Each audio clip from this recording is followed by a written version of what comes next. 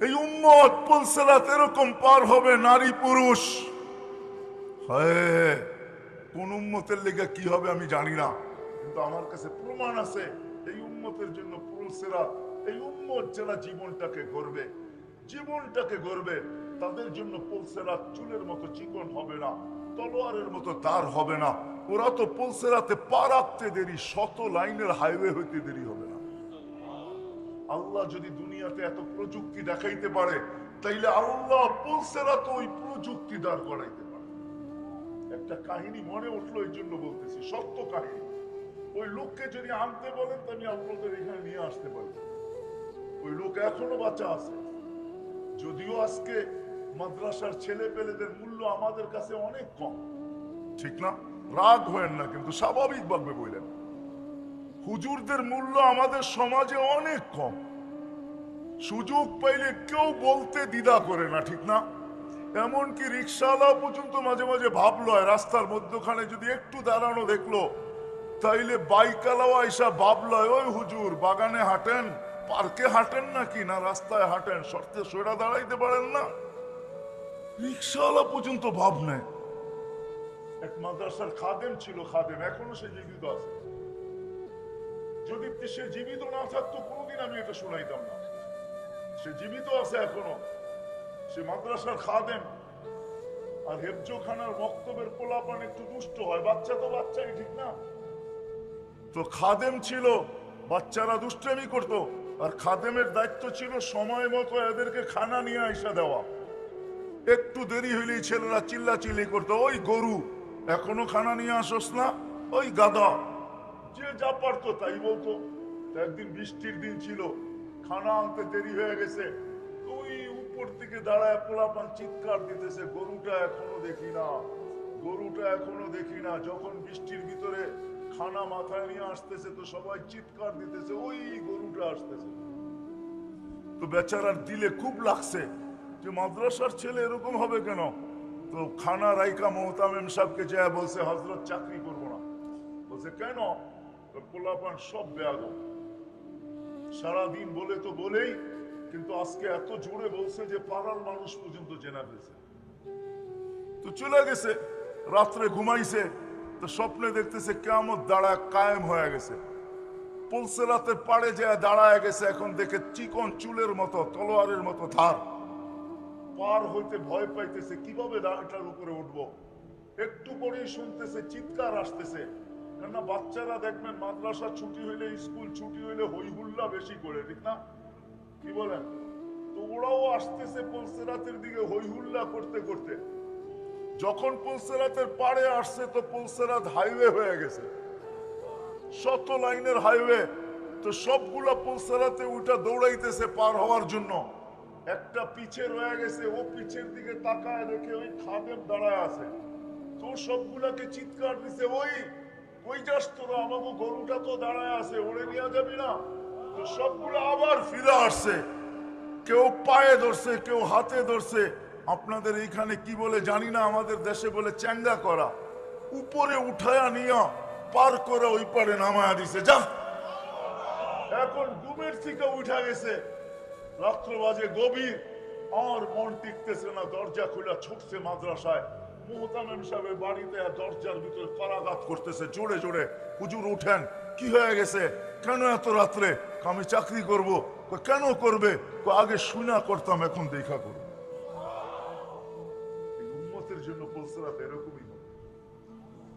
পুলসিরাতের পাড়ে যখন পার যাবে তো পুলসিরাত দুচোখ বলবে, তা'বুরুনা কাইলা তাশউর, তোমরা যেন খবরই না পাও, দ্রুত গতিতে পার হয়ে যাবে। তোমাদের ধীর গতি আমার আগুনকে চিরদিনের জন্য নিভাইয়া দেবে। ওই পারে পৌঁছতে দেরি, ফেরেশতা গার্ড অফ অনার দিতে দেরি করবে না। ওয়াসিকাল্লাযীনা তাকাউ রাব্বাহুম ইলাল জান্নাতি যুমারা হাত্তা ইযা জাউহা ওয়া ফুতিহাত আবওয়াবুহা ওয়া ক্বালা লাহুম খাযানাতুহা সালাম তিবতুম ফাদখুলুহা খালিদিন। ফেরেশতারা গার্ড অফ অনার দিবে আর বলবে, আর বলবে সুন্দর জীবন কাটায় আসছো, সুন্দর জীবন বানায় আসছো, চিরদিনের জন্য ঢোকো। আর আল্লাহর রাসূল বলছে আমাদেরকে ইস্তেকবাল স্বয়ং আল্লাহ করবে। আল্লাহর রাসূল বলছে, ইস্তাকবিলুনি উম্মতি রব্বি, আমার রব আমাকে আর আমার উম্মতকে জান্নাতের গেটে স্বাগত জানাবে। গেট খুলবে, আল্লাহ আমাদেরকে স্বাগত জানাবে। কেমন হবে ওই দৃশ্য? এই জন্য নারী হই আর পুরুষ হই, ছিলাম না আর একদিন থাকবো না, চলে যাব। এই জীবনটা গড়া যেতে হবে, কিন্তু গড়ব কিভাবে? এই গড়ার জন্যই আল্লাহ মুহাম্মদুর রাসূলুল্লাহ সাল্লাল্লাহু আলাইহি ওয়াসাল্লামকে প্রেরণ করছেন, যাতে গরিব দারিদ্রতার ভিতরে থাকা, যুবক যৌবনে থাকা, নারী নারীত্বের ভিতরে থাকা, পুরুষ পুরুষত্বের ভিতরে থাকা, ধনী ধনের ভিতরে থাকা, প্রত্যেক ব্যক্তি তার ক্ষেত্রে থাকা এই ছোট জীবনটা যেন গড়তে পারে। এই জন্যই আদর্শ নিয়া মুহাম্মদুর রাসূলুল্লাহ সাল্লাল্লাহু আলাইহি ওয়াসাল্লাম আসছেন। আমি নারীদের থেকে শুরু করি, আল্লাহ নারীদের জন্য নিয়ে আসছেন। শোনেন, পুরুষদের ভিতরে একজন পুরুষ আছে দুনিয়ায়, একজন পুরুষ যে জান্নাতের 8 দরজা দিয়ে ঢোকার অধিকার রাখেন, দ্বিতীয় কোনো পুরুষ নেই, শুধু একজন পুরুষ, যিনি আবু বকর সিদ্দিক রাদিয়াল্লাহু তাআলা আনহু। কিন্তু আমাদের মা বোনরা যদি জীবনটাকে গড়ে, তাহলে এই অজয় পাড়াগাঁয়ের প্রত্যেক মা বোন জান্নাতের 8 দরজা দিয়ে ঢোকার অধিকার রাখে, যদি তার জীবনটাকে গড়ল। এই জন্যই আল্লাহ রাসূল বলছে, আইয়ুমা ইমরাতিন আমানাত আলা রাব্বিহা, যে মহিলা ঈমান আনলো, সাল্লাত খামসাহা, 5 ওয়াক্ত নামাজ পড়লো, সামাত শাহরাহা, রমজানের রোজা রাখলো, আতাআত বালাহা, স্বামীর অনুগত হইল, শরীয়ত মোতাবেক পর্দা করলো, ফালিতাদখুলিল জান্নাতা মিন আইয়ি আবওয়াবিল জান্নাতি শাআত, জান্নাতের 8 দরজার মধ্যে থেকে যে কোনো দরজা দিয়ে যেতে পারে।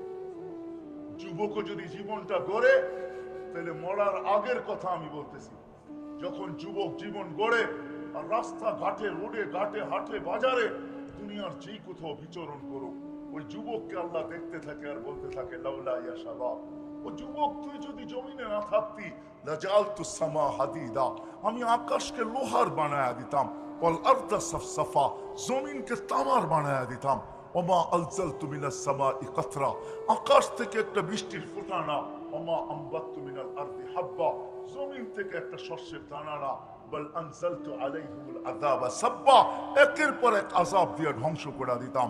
যুবক, পারি না তো তোর জন্য পারি না। ওটা কোন যুবক যে নিজের জীবনটাকে গড়ল আর গড়তে গড়তে গড়তে গড়তে আল্লাহর ভয়ে নিজেকে লজ্জাপতির মতো গুটায় নিল। সব গুণ খুশা, হাদিসের শব্দ, হাদিসে কুদসি, লাউলা শাবাবা খুশা, আল্লাহ বলে ওই যুবকরা যদি না থাকতো, ওই পর্দানিশীন দিনদার মা বোন যদি না থাকতো, বলবেন আলেমদের কথা কি নাই? আলেমদের কথাও আছে, মাশাইখা রুক্কা, এরা যদি না থাকতো, বিশাল এক লিস্টি আছে, এই সম্প্রদায় যদি না থাকতো, বিদায় প্রত্যেক ব্যক্তিকে জীবনটা গড়া যেতে হবে। আর গড়ার জন্যই মুহাম্মদুর রাসূলুল্লাহ সাল্লাল্লাহু আলাইহি ওয়াসাল্লাম, ওনার আদর্শ, ওই আদর্শ নিয়ে উনি আসছেন। আর প্রত্যেক ব্যক্তিকে, আজকে তো মানুষ, আমরা ভাবি যে সাহাবায়ে কেরাম 1400 বছর আগের লোক, খোদার কসম 1.25 লক্ষ মডেল সাহাবায়ে কেরাম, 1.25 লক্ষ। 1.25 লক্ষ হওয়ারও একটা কারণ আছে, আলেম ওলামা আছে, এই জন্য বলতেছি। আল্লাহর প্রতিনিধিও 1.25 লক্ষ, সহিহ রিওয়ায়াত মতে নবী রাসূল 1.25 লক্ষ। আল্লাহ বলেন আমার প্রতিনিধিও 1.25 লক্ষ, বন্ধু আপনার প্রতিনিধিও 1.25 লক্ষ। আল্লাহ বন্ধুর সাথে মিল রাখছেন, মিল কি সর্ব জায়গায় মিল রাখছেন বন্ধুর সাথে। দেখেন আল্লাহ, এটা আল্লাহর নাম, আল্লাহর নামে কোনো নুকতা নাই। আমাদের নবীজির নামও হলো মুহাম্মদ আহম্মদ, কোনো নুকতা নাই, কোনো নুকতা নাই। আল্লাহর কলেমা হইল লা ইলাহা ইল্লাল্লাহ, এটাও 12 হরফ, নবীজিরটাও 12 হরফ, মুহাম্মদুর রাসূলুল্লাহ 12 হরফ। আল্লাহটার ভিতরে কোনো নুকতা নাই, বন্ধুটার ভিতরে কোনো নুকতা নাই। আল্লাহ সম্মিলন করছেন 2টা জীবনে, কয়টা? একটার ভিতরে আমরা সবাই ছিলাম, আলাস্তু বিরাব্বিকুম, আমি কি তোমাদের রব নই? তো আমরা সবাই বলছি বালা, আপনি তো আমাদের রব। সম্মেলন শেষ, আরেকটা সম্মেলন করছিলেন আল্লাহ, ওইখানে আমরা ছিলাম না, ওইখানে নবী রসুলরা ছিল। নবী রসুলদের সম্মেলনে আল্লাহ বলছিলেন, এ আমার রসুল আসবে, সুম্মা ইয়াতিকুম রসুল, আমার রসুল তোমাদের কাছে আসবে, রসুল তোমাদের কাছে আসবে। কিন্তু রসুল 313 জন, কিন্তু শব্দে রসুল কলেমার ভিতরে আল্লাহ কাউকে দেন নাই। এই রসুল নামটা, শব্দটা আল্লাহ সুরক্ষিত রাখছেন। যেদিন বন্ধু আসছেন তো বন্ধুর নামের ভিতরে সেট করছেন, কলেমার ভিতরে লা ইলাহা ইল্লাল্লাহ মুহাম্মাদুর। কোন রসুলকে আল্লাহ এই রসুল শব্দ দেন।